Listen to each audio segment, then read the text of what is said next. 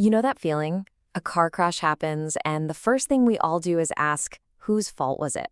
But what if I told you that very question is exactly why we might be stuck, why we're not making our roads safer? In this explainer, we're going to dig into a really fascinating argument that totally flips the script on road safety in Thailand. It suggests the real solution isn't about blaming drivers, it's about re-engineering the cars they drive. Yep, that's the question, right? Who's to blame? Was it the driver? The guy who swerved without signaling? Or hey, maybe it was the road conditions. This need to point a finger, it's right at the heart of how we've always thought about road accidents. Okay, so officially, people say there are three parts to any accident: the person, the road, and the vehicle. But come on, let's be real. In the court of public opinion, where does the blame almost always fall? Right on the person. And isn't it funny how it's never us? It's always that other driver, or, we blame the government for not fixing that giant pothole. It's just human nature, I guess. All right, so here's our game plan. We'll start with this blame game, then look at why the current system is kind of stuck. After that, we'll shift gears to what's called an engineering mindset. We'll dig into why the vehicle is so crucial, touch on the road to autonomy, and finally, bring it all back to what this means for Thailand at a national level. So this whole focus on the driver, it creates this endless cycle, this blame game. Our go-to move is to point fingers, either at the driver for messing up, or maybe at the police for not doing their job. But the whole point of the article we're looking at is that this way of thinking, it's a total dead end. It gets us nowhere. And look, if blaming people isn't working, it's probably because the real problem isn't the person behind the wheel, it's the system itself. The argument here is that in Thailand, the whole way we think about road safety policy is just completely stuck.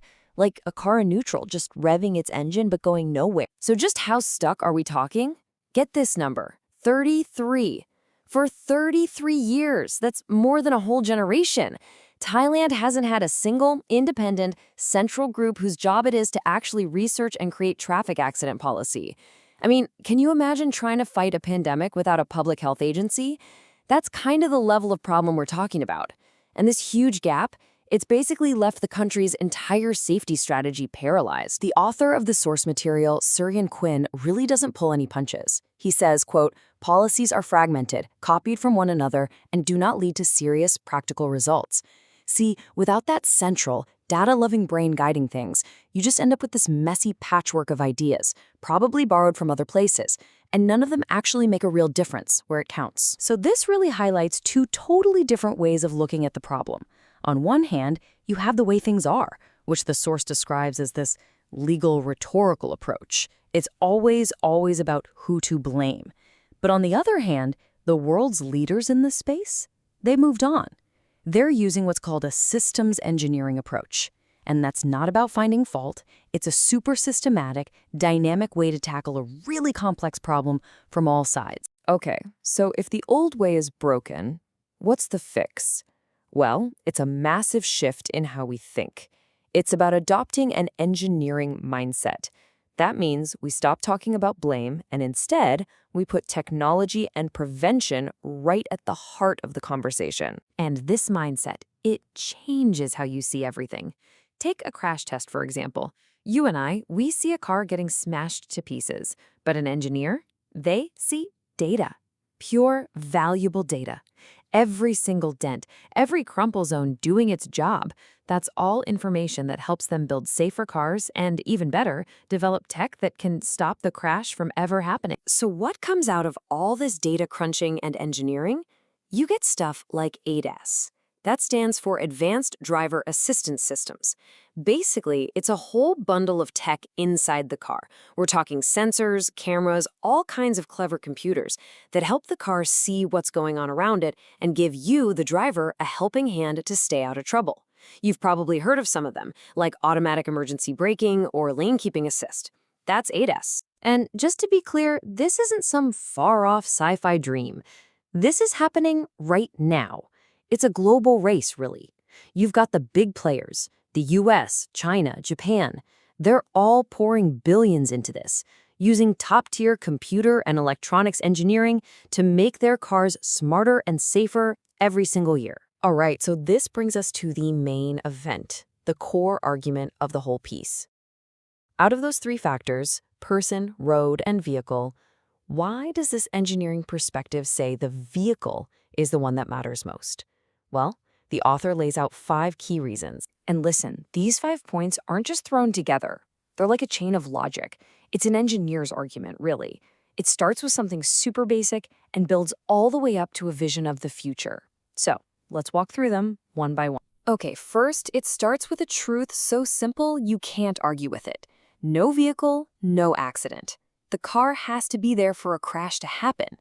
So, number 2, if the vehicle is a must-have for an accident, then it must be designed to be incredibly safe from the get-go. Third, it's not enough to just build it safe, you have to keep it safe with regular, tough inspections.